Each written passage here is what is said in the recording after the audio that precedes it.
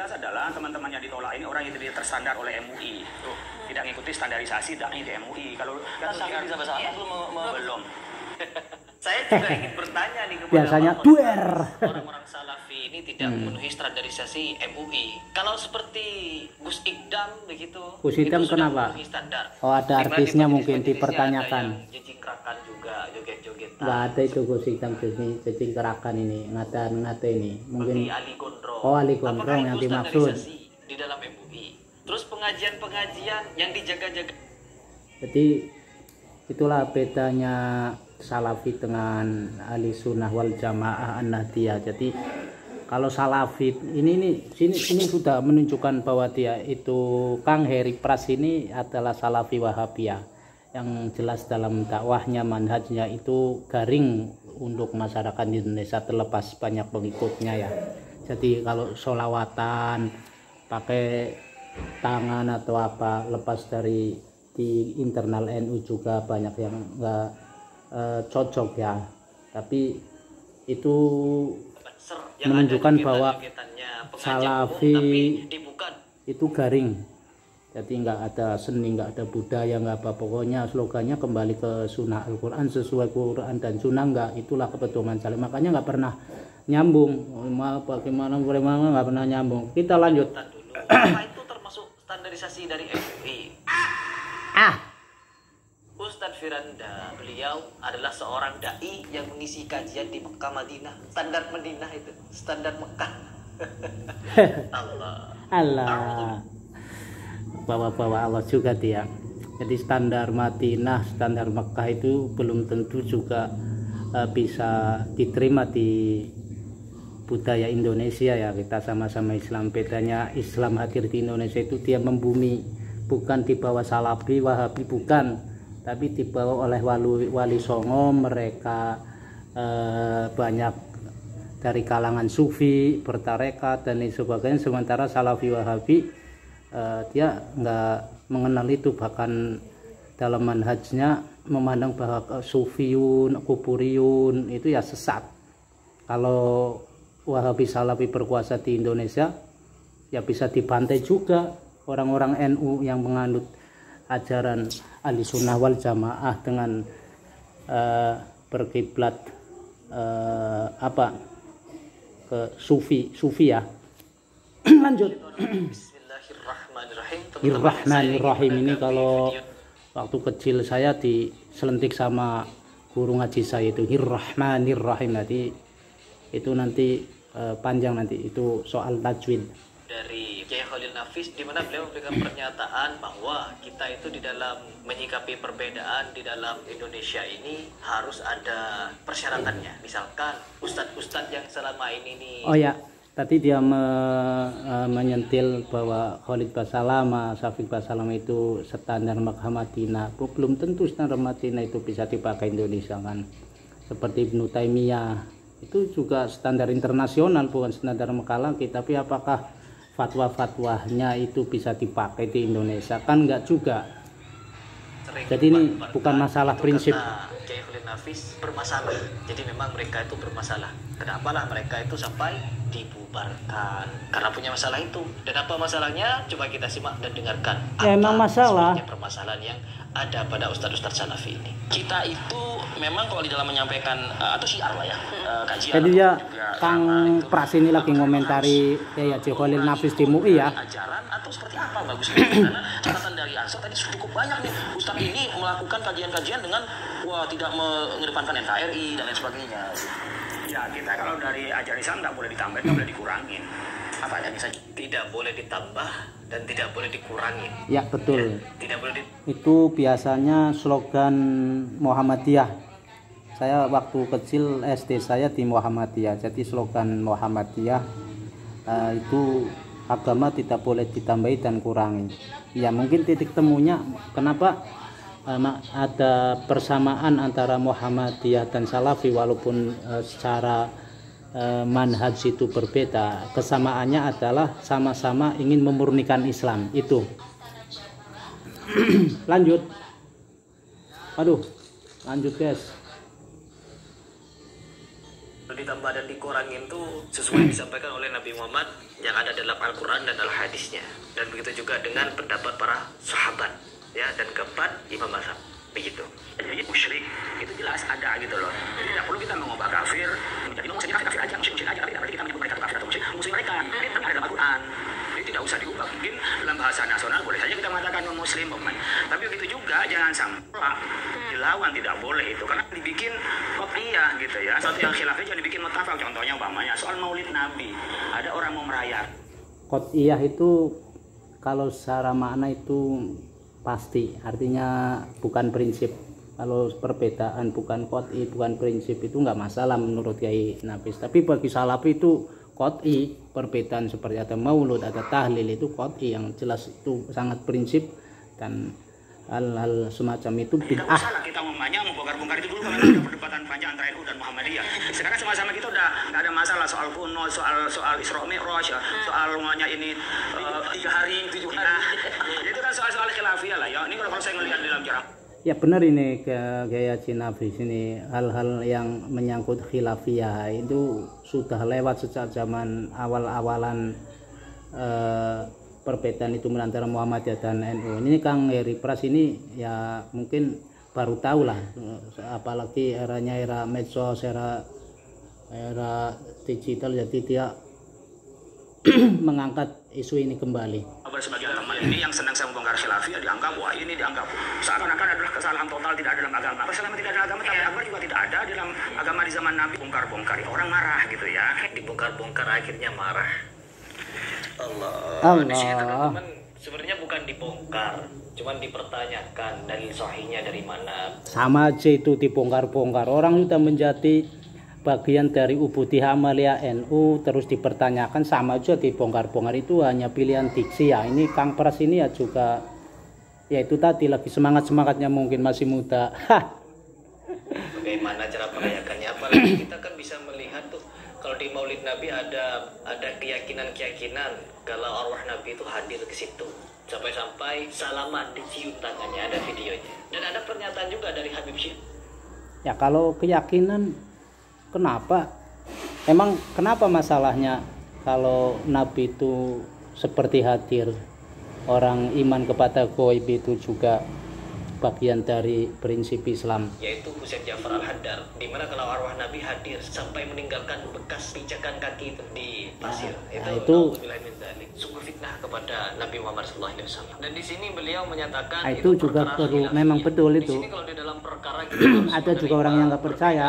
Perbedaan di dalam menerima amaliyah, yaitu apa namanya, maulid, tahlil, haul. Nah itu kan perkara khilafiyah katanya. Sedangkan di sini kita tidak melihat teman-teman. Ini khilafiyahnya siapa gitu ya? Maulid, tahlil, terus apa namanya, haul. Ini khilafiyahnya siapa? Sedangkan kita punya bukti bahwa orang yang pertama kali merayakan itu adalah orang Syiah. Bapak dan ibu-ibu saya punya tesis, saya punya teori.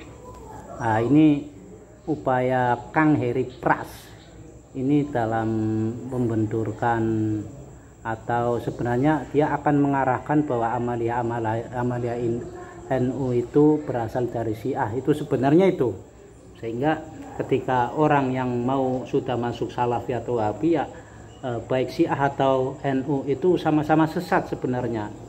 Cuma dia menggiring opini bahwa itu adalah amaliyah. Jadi kalau orang NU sendiri sudah jelas secara prinsip, secara akidah, Syiah itu bukan bagian dari Islam.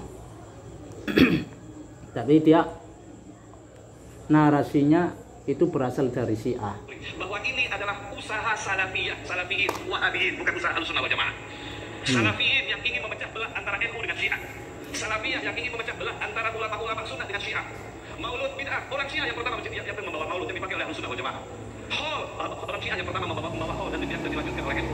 Tabarruk, berkah, ziarah kubur, tawassul, selawatan rame-rame adalah semuanya tradisi Syiah yang juga dilakukan oleh Ahlussunnah wal Jamaah. Saya tidak ada perbedaan dengan kiai-kiai. Mereka tawassul, mereka tabarruk, mereka kunut, mereka macam-macam. Saya sama dengan dia. Tapi saya Syiah di Ahlussunnah wal Jamaah, saya bersaudara dengannya.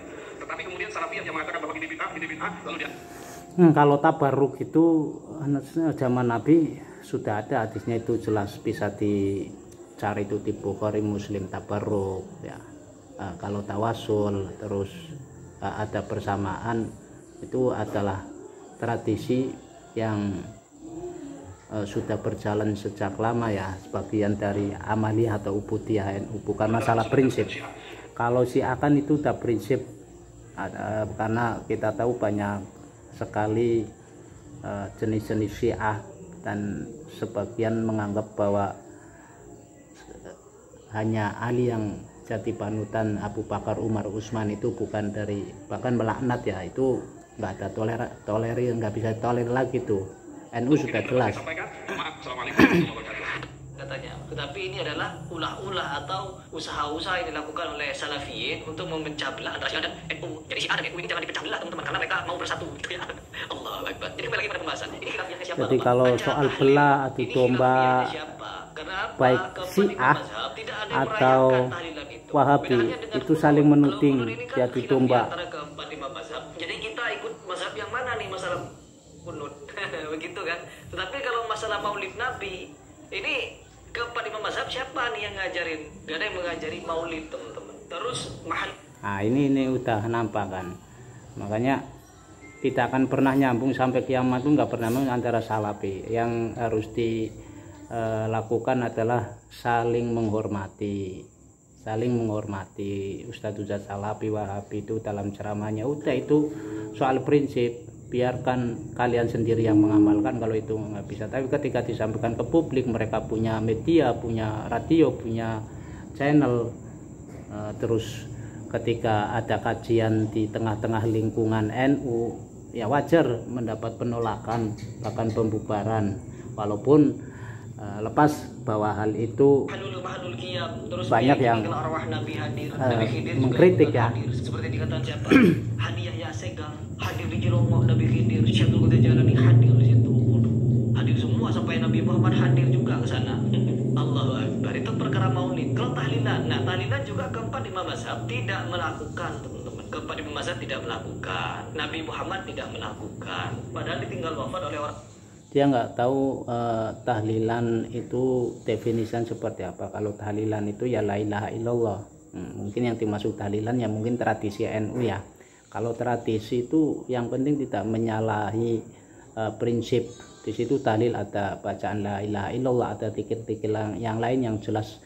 Anjuran zikir itu bukan hanya ada di Quran, tidak, hadis juga ada. Cuma implementasinya, aktualisasinya itu orang NU ada dapat dalil. Bedanya Salafi, Wahabi, Kang Pras, wa ala liwasobi ajmain itu tidak meyakini bahwa tahlil itu bagian dari Islam, sementara NU meyakini karena di dalam tahlil itu ada bacaan mirip bacaan Quran dan lain sebagainya. Mungkin yang dipertanyakan tahlilan yang dilakukan oleh warga NU sebagai tradisi ya. Ali, Abu Hurairah, tidak ada yang melakukan. Kembali lagi kepada apa yang disampaikan oleh Ustaz Abdul Somad, bahwa di situ yang menyatakan bahwa di perkara 3 hari, 7 hari, 40 hari, 100 hari, 1 tahun, 1000 hari, ini yang mengetahui perkara goib dalam kubur adalah tabi'in katanya. Yang percaya adalah tabi'in, bukan nabi, bukan para sahabat, bukan keempat imam mazhab. Kok bisa ujuk-ujuk tabi'in ini bisa tahu perkara goib? Seolah-olah perkara goib itu lupa Allah menurunkannya kepada zamannya Nabi Muhammad. Nabi Muhammad kok bisa nggak tahu perkara goib itu? Bahwa dia nggak tahu bahwa goib itu sampai kiamat pun bisa saja terjadi dan turun kepada siapa saja yang dipilih oleh Allah. Tapi dia sudah menutup diri. Itulah garingnya Salafi Wahabi ya, makanya ditolak. Kalau 40 hari begini loh. Jadi ritualnya begini. 3 hari ritualnya begini, 3 hari. Nah ini kan dibongkar-bongkar lagi sama Kang Pras ini. Mau dia ngomong 1000 kali, 1 juta kali pun orang NU nggak bakalan percaya, karena sudah menjadi keyakinan bagian dari Amaliyah dan Ubudiyah NU. Kita mau menganggap hal itu baik, iya memang. Jangankan kita, orang non muslim pun bisa melakukan kebaikan. Jadi Kang Pras ini nggak tahu bahwa di kalangan NU itu tahlilan itu bukan dari bagian dari ibadah ya, ibadah yang apa namanya prinsip. Artinya orang NU pun banyak yang nggak tahlilan ya. Kalau itu dilakukan sunnahnya bukan terletak pada kemasan tahlilan, tetapi di situ ada zikir, ada sholawat, ada bacaan Quran, ada doa, di mana doa itu sudah jelas anjuran doa kepada orang-orang yang telah mendahului kita. Orang NU apal semua itu, Rabbana fil lana wa li walidina wa li ikhwanina alladzina sabaquna bil iman orang-orang yang telah mendahului kita. Siapa yang punya keimanan dari zaman Nabi Adam sampai sekarang yang telah mati duluan, itu anjuran dari Quran. Tapi implementasinya ya itulah garingnya Salafi, guys. Bahkan lebih teman. Dia nggak bisa memaknai. Dia kemarin ada tetangga saya yang non muslim meninggal, itu saya dikirimkan nasi kotak, ya ada nasi kotak beserta kue dan buah-buahan saya dikirimin. Kalau mau perkara kebaikan itu non muslim juga bisa, teman-teman. Tapi kalau dalam perkara ibadah, nah ini karena apa? Kalau kita mau merayakan sesuatu, mengamalkan sesuatu, itu harus ada tuntunannya. Tuntunannya siapa? Tuntunannya Al-Qur'annya mana? Hadisnya bagaimana? Nah, inilah garingnya Wahabi Salafi. Tuntunannya sodako, yaitu ada selamatan, ada berkatnya. Tuntunannya di Al-Quran, Ulkurullaha, ingat, zikir kepada Allah dan lain sebagainya, banyak ayat itu bertebaran di Al-Quran. Itu dikatakan oleh Salafi Wahabi bukan bagian dari tuntunan. Ya inilah garingnya Wahabi. Dia taunya bambu itu gelondongan dan tidak bisa dibayang. Tapi kalau orang NU, bambu bisa jadi kursi, bisa jadi kurungan, bisa jadi kandang ayam, bisa jadi apa. Nah itulah repotnya Salafi Wahabi yang memandang bahwa bambu itu hanya untuk tiang. Ini perkara goib tadi tuh, yang sangat-sangat kalau saya pribadi keberatan. 3 hari, 7 hari, 40 hari, 100 hari. Ya keberatan ya terserah. Tabiin itu bisa tahu perkara goib di alam barzah, di alam kubur. Seandainya perkara itu memang benar-benar terjadi, tidaklah Allah itu memberitahunya kepada tabiin, tetapi kepada Nabi Muhammad. Kenapa? Kiblat kita Nabi Muhammad dan telah disempurnakan agama ini semasa Nabi Muhammad hidup. Jadi kalau masih ada keyakinan arwah Nabi hadir ketika maulid Nabi, itu terus ketika 3 hari, 7 hari, 40 hari, 1 tahun, 1 hari, 1000, ini masih ada perkara-perkara goib yang Nabi Muhammad tidak tahu. Ini salah, teman-teman. Jadi mari kita kembali lagi kepada kelanjutan video Kiai Khalil Nafis, bagaimana kira-kira dia mengatakan kok bisa nih. Baik teman-teman, di sini saya bukan cuma mengikuti Ustaz Khalil Basalamah ataupun yang kalian dituding Wahabi itu tidak, tetapi di sini saya mengikuti ulama Muhammadiyah juga, saya mengikuti banyak dari Salafi. Karena Salafi dan Muhammadiyah ini sama, ya, saya melihatnya sama. Karena dulu orang-orang Muhammadiyah memang sudah membid'ah. Salafi sama Wahabi itu beda. Samanya itu dalam memurnikan ajaran Islam. Menurut mereka Muhammadiyah dan Salafi, agama itu tidak boleh ditambah dan kurangi, itu samanya. Tapi kalau manhaj secara prinsip beda. Kalau Salafi tidak ada yang namanya ormas, organisasi, kelompok, firqah, bahkan Salafi yang keras itu di Padang itu pernah minta maaf, firqah dolalah itu NU dan Muhammadiyah itu firqah dolalah itu Salafi. Jadi persamanya Muhammadiyah dan Salafi itu ya semangatnya dalam memurnikan agama ya. Kita lanjut guys, lanjut dulu guys. Kang Pras ikuti lagi Kang Mang Pras ya. Perkara-perkara tersebut, entah itu diartikan bid'ah hasanah atau apalah, saya tidak mau ikut campur. Karena saya juga dari dulu mengamalkan amalan yang kalau nggak mau ikut campur bid'ah hasanah dan saya ngapain masih bongkar-bongkar ini kan, tahlil dan amalia NU yang lain. Ini kan paradoks semua ini Kang Pras itu dari kemarin. Beberapa hari ini saya ikuti paradoks semua itu. Kalau konten sebelumnya banyak nih yang komentar-komentar soal itu, tapi satu pun nggak ada. Banser itu yang bela saya kena bully semua. Tapi untuk hiburan lah. Jadi kalau orang Salafi itu kurang senyum, kurang apa ya, ngeri semua guys. Yang jelas adalah teman-teman yang ditolak ini orang yang tidak terstandar oleh MUI.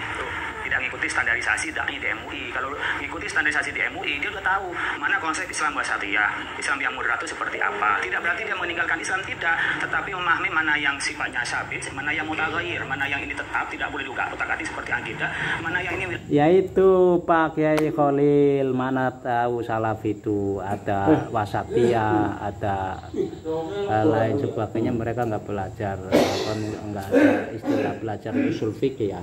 Belum. Oke, nah biasanya beginilah teman-teman yang kontroversi ini adalah ustadz yang tidak afiliasi pada ormas, baik itu NU, Muhammadiyah, Pers. Nah ini artinya Kiai Khalil itu sedang memberi pesan kepada Salafi Wahabi bahwa memang Salafi itu nggak terafiliasi dengan ormas, karena firqah dalam Islam itu kebanyakan sesat ya. Makanya Salafi itu nggak punya organisasi. Sebenarnya dia tidak afiliasi, kemudian juga tidak afiliasi dengan juga ke MUI.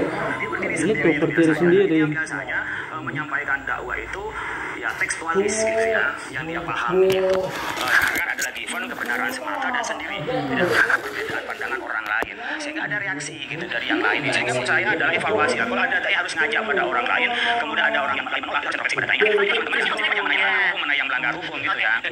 Saya juga ingin bertanya nih kepada Pak Khalil Nafis. Kalau seperti Saya juga ini ingin putusannya bertanya ya, kepada di mana katanya Kang orang-orang Pras ini, Salafi Heri ini tidak Pras. memenuhi standarisasi MUI. Kalau seperti Gus Ikdam begitu, itu sudah memenuhi standar.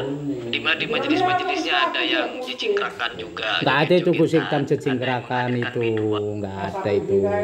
Mungkin yang lain lah. Dan apakah itu standar MUI seperti Ali Gondrong? Itu Ali Gondrong. Kalau di tempat saya itu nggak ada Banser itu joget-jogetan, siapa Kang Heri Pras. Tapi ini adalah framing yang jahat kepada Banser. Bedanya mungkin Banser itu imannya tipis, kalau Salafi itu imannya tebel ya. Jadi memang Banser ini Islamnya bukan Islam ideal, makanya ya luar biasa framingnya Banser Juga seperti dijadikan itu. penjahat Apakah ya. itu standarisasi di dalam MUI? Ini Terus garing. pengajian-pengajian yang dijaga-jaga Banser, yang ada jogetan-jogetannya, pengajian umum tapi dibuka dengan dangdutan dulu. Apa itu termasuk standarisasi dari MUI? Nggak ada ini di sini Banser dangdutan dulu nggak ada. Kalau tempat lainnya nggak tahu lah. Kalau Mbak Jadi bertanya-tanya, habaib-habaib yang berpidato tentang khurafat-khurafat, bahkan tidak sedikit mereka ini bukan cuma sekedar mendongeng-dongeng, tapi memprovokasi umat untuk melawan pemerintah. Ya seperti Bahar bin Smith, kalau ada kecurangan bukan lidah lagi yang akan berbicara, tapi rencong yang berbicara. Itu standar. nah, iri dia, Seperti itu standar. iri Berbicara dia, tentang iri standar sama FPI dia. Ustadz Firanda, beliau adalah seorang dai yang mengisi kajian di Mekah Madinah. Standar Madinah, standar Mekah. Standar. Sama juga itu Habib Bahar dan Salaf itu terstandarisasi itu kalau jadi sifatnya partisipatif ya, partisipatif dari para dai-nya terstandarisasi. Tidak ada kewajiban untuk punya sertifikasi dai di MUI. Ya berarti Habib Bahar pun belum, mungkin Gus Ikdam juga belum terstandar. Tapi kan Gus Ikdam dan Ali Gondrong tidak meresahkan masyarakat. Nah, cuma mungkin dipertanyakan tentang pengajiannya yang kurang islami, itu saja. Mungkin standarisasi yang dimaksud oleh MUI itu lebih cenderung kepada bagaimana menjaga ukhuwah basyariah, ukhuwah Islamiyah, ukhuwah watoniyah agar keamanan ini tetap terjaga. Ali Gondrong walau mau jongkrak-jingkrak mau apa, yang penting aman ya, lanjut aja. Lanjut. Standarnya Mekah. Dan di sini juga kalau kita mau berbicara standar MUI lagi, ya standar MUI butuh sertifikasi. Ketua Umum MUI Kiai Haji Ma'ruf Amin memberikan fatwa bahwa merokok itu haram. Sekali lagi saya ulang, merokok itu haram bagi siapa? Bagi laki-laki dewasa yang merokok dengan sengaja di depan umum. Haram kata MUI, digarisbawahi lagi. Terus yang kedua, ibu-ibu hamil dan anak-anak. Karena apa? Anak-anak apabila sudah merokok, itu negatifnya sangat banyak. Ibu hamil negatifnya juga banyak. Apalagi orang-orang dengan sengaja merokok depan umum. Tidak sedikit, Pak, sesuatu yang sudah diharamkan oleh MUI, para gus-gus, ya, oknum-oknum gus ini, dengan rokok-rokokan dia sambil berpidato. Berbicara tentang agama, tapi dia mengerjakan yang haram, diharapkan MUI. Ini sama halnya menerjemah. Itu dia Pak. Dia apa ya, iri membandingkan antara etika. Pak saya sendiri pun kurang setuju kalau rokok-rokok sebebas orang-orang atau kiai-kiai tertentu ya, tapi itu membandingkannya dengan para salaf. Tadi itu soal etika, soal apa beda dengan sertifikasi yang dimaksud oleh MUI. Fatwa MUI bahwa mereka yang katanya mengaku patuh kepada MUI, apa yang dihalalkan MUI ya halal, yang diharamkan MUI ya haram. Dan begitu pun juga di Muhammadiyah, di NU. Kita tidak menafikan bahwa memang ada orang yang melakukan pelanggaran-pelanggaran. Tetapi MUI itu fatwanya nggak mengikat, apalagi kepada orang NU. NU punya standar fatwa sendiri lewat LPN, Lembaga Badul Masail NU, LPNU ya. Jadi ada makruh, ada haram, ada ya makruh dan haram ya, dan makruh tahrim. Ketika dia melakukan Jadi dia nggak tahu bahwa MUI itu fatwanya nggak mengikat. Apalagi ini kaitannya dengan Kiai Khalil Nafis wakil dari MUI menanggapi tentang pembubaran pengajian yang dilakukan oleh Ustadz Salafi, dibubarkan oleh Banser. Kita lanjut dulu. Dengan kebanggaan hati dipamer-pamerkan seolah itu keren merokok depan umum, sengaja di video lagi ya. Itu nggak pernah merokok sih ya. Menyatakan siapa MUI-nya langsung. Bahkan kalau kita mau berbicara orang Muhammadiyah yang ngerokok juga banyak. Merokok itu makruh tahriman yang dimana harus ditinggalkan. Kalau dikerjakan terus-terusan maka jadi haram, teman-teman. Itu makruh tahrim. Sedangkan dalam paham Muhammadiyah merokok itu haram. Hukum merokok saya pribadi ya, kalau saya pribadi kalau berbeda pendapat. Oh itu saya pribadi. Ini siapa namanya Ustadz siapa yang mikir ya Muhammadiyah. Wah siapa ya Wah? Oh Adidayat itu bilang sendiri kalau saya sendiri haram. Itu aja masih hati-hati. Jadi bagaimana ya? Yang sesuai standar itu yang bagaimana Bapak? Jadi ada yang perlu digarisbawahi. Standar itu si Kang Pras ini nggak konfirmasi dengan MUI yang dimaksud standarisasi dai versimu itu seperti apa. Jadi dia punya opini sendiri. Ya wajar, saya juga punya opini. Sebagai seorang muslim juga bisa melihat, dan apalagi kita juga menyaksikan apa yang disampaikan oleh Ustaz Al-Basrama, bahwa apakah kita pernah melihat orang-orang salafi yang juga memiliki masa. Ingat, orang-orang salafi juga punya masa. Kalau memang mau membubarkan pengajian, acara maulid itu bid'ah, haram, pelakunya masuk neraka, kafir. Nggak sedikit ada perang, kumpulkan jemaah, memerangi mereka, halal, surga, jihad, bunuh, perang. Itu karena salafi masih sedikit Kang Pras. Kalau sudah menguasai Indonesia itu sama dengan di Arab Saudi. Ruang gerak orang NU itu dipersempit, Mu'tazilah juga gelap-gelapan, diem-diem. Kang Pras sama lebih ekstrim salafi daripada NU itu yang melakukan hanya 1-2 oknum mungkin yang dimaksud itu Kang Pras. Jadi teman-teman ini harus mendatangi pelaku bid'ah itu. jejak digital banyak. Jadi si Kang Pras ini lagi memframing Banser jahat ya. Padahal pembubaran salafi itu bukan hanya dilakukan oleh Banser di Jawa Timur ya, tapi pembubaran pengajian salafi itu di Lombok. Lihat itu sendiri di medsos, di jejak digital. Sama di Aceh itu lebih parah lagi. Itu di Aceh itu masjid yang waktu tsunami disumbang dari Qatar atau pokoknya dari Timur Tengah itu dikuasai oleh Wahabi. Itu kan ribut itu, yang bubarin bukan Banser. Marilah ya. Itu karena memang salafi itu nggak bersahabat, nggak cocok di bumi Indonesia. Makanya wajar kan banyak penolakan. Kita itu saling menerima. Kamu menuduh orang salafi ini radikal ketika banyak mereka berkuasakan semena-mena. Kita lihat saja yang ada di Arab itu. Ini hanya sekedar ya sedikit dari akidah. Di Arab tahlilan nggak boleh, Kang Pras. Orang Syiah yang tentunya menjadikan kita harus berhati-hati dengan mereka ini. Karena mereka orang Syiah bukanlah hanya sekedar ideologi, ya, tetapi ideologi yang mengarah kepada politik. Oleh karenanya mereka di mana-mana mereka berada, mereka berusaha menguasai. Seperti di Suriah dulu dikuasai Ahlus Sunnah, kemudian tatkala datang Hafidz Asad, bapaknya Bashar Asad, kemudian menggulingkan kekuasaan dan akhirnya menguasai Ahlus Sunnah dan membantai Ahlus Sunnah. Ya. Di Bahrain mereka berusaha mengadakan penggulingan kudeta terhadap pemerintah yang ada. Mereka ingin menguasai dunia. Di Saudi tidak ada demonstrasi kecuali yang melakukan oleh orang-orang Syiah. Dan lihat bagaimana Nah ini kalau Ustadz Firandi lagi memframing Syiah itu sumber dari kejahatan, padahal perang di Timur Tengah itu sponsornya adalah negara Barat dan Arab Saudi. Nah, ini mungkin geopolitiknya seperti itu. Tapi karena dia ceramahnya di Indonesia memframing Syiah walaupun memang secara prinsip dengan NU itu beda. Nah, itu terkait dengan kepentingan politik Amerika, Rusia dan Arab Saudi. Suka membunuh darah kaum muslimin, ternyata orang Syiah dibiarkan di Saudi.